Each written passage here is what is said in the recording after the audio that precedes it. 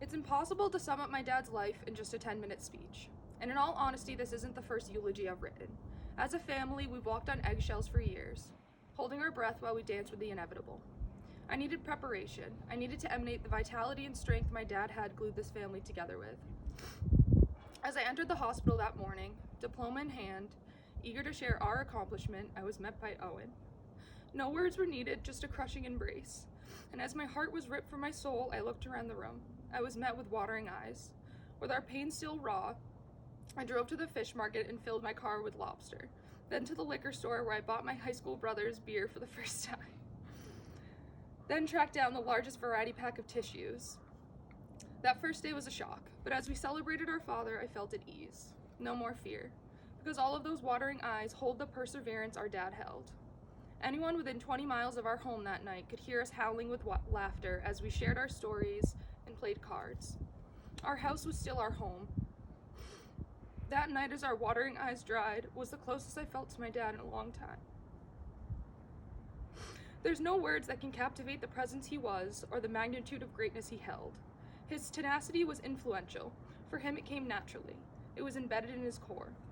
The hardest part of the last 2 weeks was the phone calls, having to reach out and inform family and friends. The women who were once little girls running around the soccer field following the cues of Coach Special K's whistle were devastated. It was then that I recognized my dad wasn't just my hero. He brought hope and empowerment to every child's life he helped to mold. He had an impact far and wide. He focused his work on building our confidence, encouraging collaboration and communication. He never played soccer. He had purchased a Soccer for Dummies book the day I quit cheer and decided to become an athlete. He knew sports are harder on young girls, the social pressures that hold us back from a battle. So while he learned how the game of soccer was played, we learned life lessons. Every weekend, screaming girls would pack his van. With Dad blasting his Bruno Mars, we'd hit the road. Our first game, we lost 6-1. Many would see that as a defeat, but not Special K. He rewarded us with his favorite, Wendy's Frosty and Fries. He congratulated us for our fight, never staying down, for always getting back up. That day we lost a soccer game, but we won his approval, and we gained his fortitude. My dad shared with me his love of reading.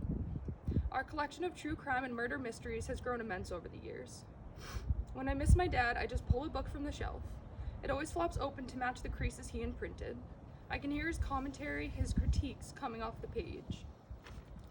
Last night, I pulled our favorite, the only book we love that wasn't an ominous or gory death, Beartown, a Swedish hockey novel. Beartown is not so much about hockey as it is about the power that sports have to bring people together. A town that has been written off as simple blue-collared workers, stereotyped as bears. Strong, yet stupid. But bears are fighters. They rejected the label collectively, activating discipline and investing grit to breed pure athleticism. It's a book about fatherhood, protecting your daughters against social stigmas that brandish the young, choosing what's right over what's easy. The town produces hockey players, but the coach trains them to be men.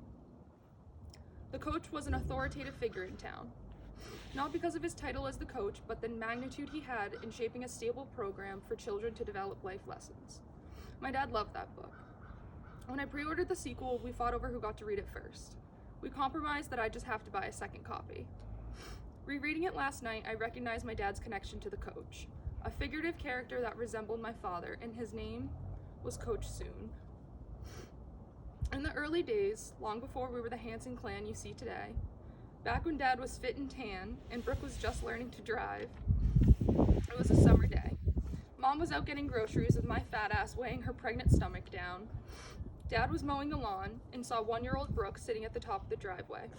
Smiling behind the wheel, just barely able to see through the windshield, she put the camper in neutral.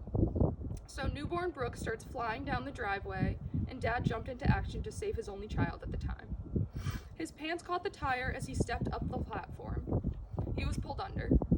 Body mangled like a piñata, as he lay in the driveway with a Life is Good t-shirt streaked with tire marks, he left this earth. He awoke to a green field.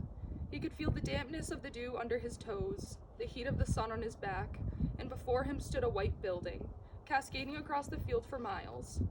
Not based on thought, but a feeling, he was drawn to the gates that wrapped around the white structure.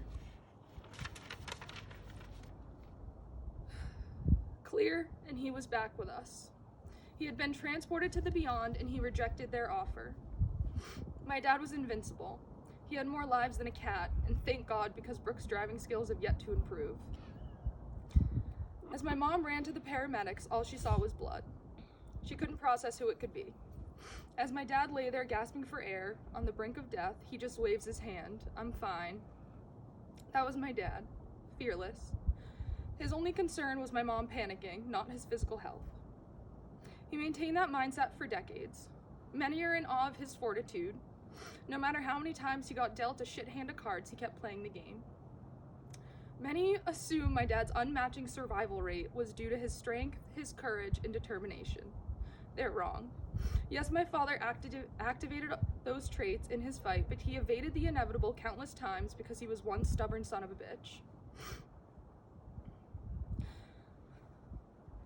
My dad was 47 when he got his diagnosis. He had 47 years of life, laughter, and building his tribe. And for some reason, everyone wants to dwell on the last 10 years, and I struggle with that. How others saw my dad as a victim, when in reality he was the victor. People dwell on my dad's battle because it wasn't a fight, it was a war. His tenacity shined through and inspired many. It was a time when his natural-born qualities became prominent, his grit became visible, and his greatness tangible. I refuse to say the C word. Not that C word, although I do say that far too often. I mean that little word that brings your whole world crashing down. The insidious creature that goes undetected as it corrupts you from within. I refuse to say the C word because it did not define my dad. It's a deceptive ailment with the power to rupture the core of your being. For my dad, it didn't even cause a ripple. He forged on, never wavering in the face of danger, never losing sight of who he was, never angry, always grateful. How he did this remains a mystery to many. I can tell you a secret. He was a selfless man. He didn't care about his health. He only cared about being a dad. Our dad. The way he waved my mom off after having literally died in our driveway was the same assurance he gave us when he was sick. Just a wave of I'm fine. Dad lost his father at a young age. He said goodbye to his brother too soon. Dad was familiar with the executioner. He was familiar with the devastation it breeds on families. What he didn't know was that insidious beings seek out greatness. It's drawn to those that hold the brightest light. Dad's greatness was too immense. He shined brighter than the sun. He was far too valiant for this world, and that's why we lost 3 great men too soon.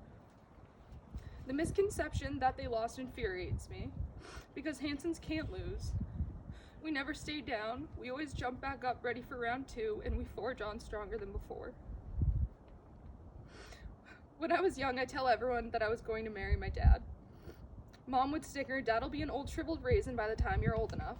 And I said, "All right, I'll push the wheelchair down the aisle." I told her that he's the only man I'd ever love, because I couldn't imagine anyone else bringing that much joy to my life. He'd work endless hours and rush home to tear off his work boots and get down to our level. He'd wrestle with us, let us dangle from his limbs. Brooke and I were in awe of his strength. How we could wrap around his ankles and sing, "I got gum on my shoe and I can't get it off," and he could still trudge around the kitchen while Mom cooked dinner. He brought imagination to my life. He introduced me to reading. He'd tuck us in and read Charlotte's Web every night. He read a book about a spider to a 5-year-old with arachnophobia. That's when I began sleeping in my parents' bed every night. I was terrified of my own shadow, and I still am. It went on for years, far longer than I care to admit, but I only felt safe by my dad's side. So as we got older, and as my parents began filling the bedrooms with more little people, I thought I had gotten over it. But more kids means more money, so Dad started working later. He wasn't around on weekends anymore. I would stay up past bedtime just to be with him, just to sit on his lap while he watched sports, The Simpsons, his favorite Slapshot, and one night The Exorcist. He told me how his brother Neil snuck him in opening night. He was too young and kept his eyes closed the whole movie. He told me it's okay to feel fear, but never show anyone your weakness. Internal battles are personal. So as the movie came to a close and the theater emptied out, Everyone threw out their full barf bags at the exit, but not Kyle. He was championed as fearless, even as a kid. Little did they know he didn't even watch the movie. Over time, he lived up to the title. Not me, though. The Exorcist brought my nighttime anxiety back. So Dad had to put a lock on the door. Improvising, I crawled into the hamper outside of their bedroom one night and slept in there instead. In the morning, he was hysterically laughing, remarking, "When the axe murderer walks up the stairs, you're the first one to get chopped." Just like his brother, he was a wise ass. But as much as he mocked me, he was still my protector. I couldn't shower unless my dad checked thoroughly for spiders, then stayed on the second floor until I was done. One day I got out of the shower and was met with an ominous message written in the condensation of the mirror. It said Julia with a backwards L and a handprint smeared across. I screamed. I begged Dad to take me to church. I didn't want to be levitating in my bed or speaking in tongues. My dad laughed to himself for 6 years before telling me it was him. He wasn't just funny, he was a comedian. It came naturally to him. Not just the quality of his humor, but it was in the delivery. He didn't have to try. His humor was effortless. His jokes were subtle but direct, and sometimes you wouldn't realize he roasted you until the next day. Or in my case, years. A product of his family, and an ingredient he was adamant to bring to our home. When he first got sick, his world came crashing down. Confused and angry. How could life take so much from him? How could he let his children suffer the same devastation he had in his youth? He feared not for himself, but for the 5 of us he would leave fatherless, and the mother left behind to pick up the pieces. It was his first surgery, and as he lay in the hospital bed the night before, he realized some man in the bathroom.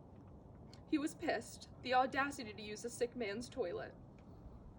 The anonymous figure left the bathroom, walked past the bed, and over to the sink. Silently, he began washing his hands, unbothered by my dad, who lay before him, watching his every move and hesitant to question him. Finally done washing his hands, he looked up and they made eye contact through the mirror. With a faint smile, safely enwrapped by a mustache, he resolved, "You're gonna be okay. You're gonna make it home." That's when my dad put his head on straight, dropped all fear, anger, and doubt. He trusted his brother Neil to protect him forevermore. The Hanson brothers are here, laughing at our tear-stained faces, annoyed with the sappy speeches. But they know that they have work to do. Their sister referred to herself as the last man standing. And I'm sorry, Aunt Kristen, but you're just wrong. You are not alone, and you will never be alone.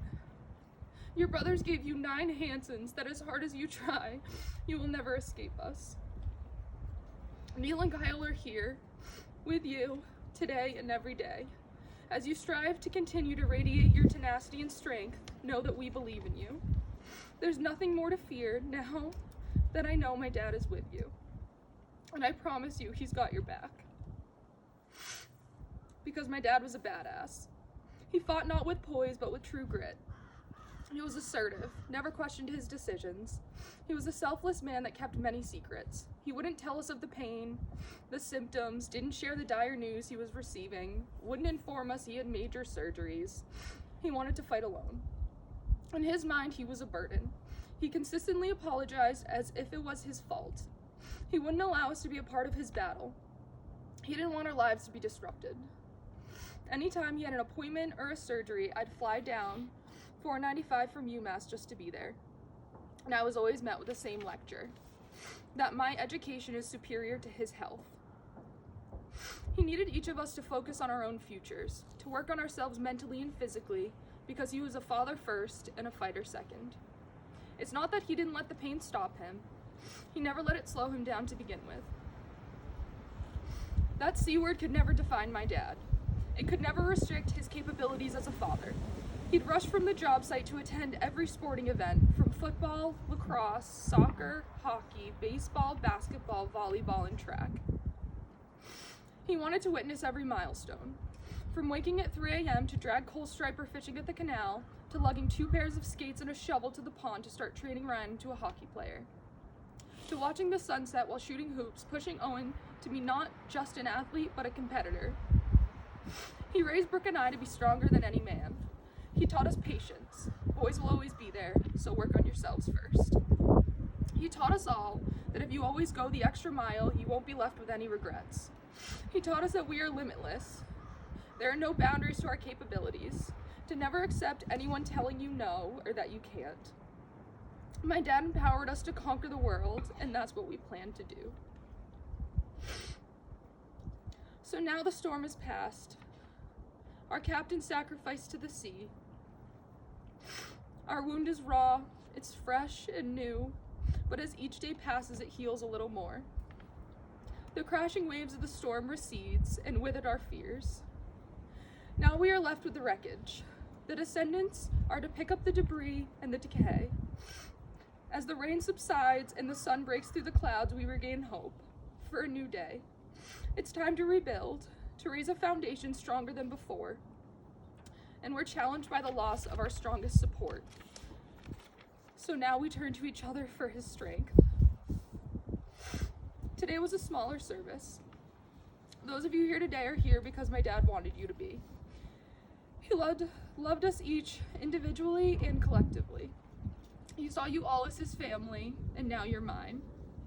That's the greatest gift my dad could have given me. To rebuild, we need each other. We have to embrace his teachings, activate his valor, and practice his fortitude.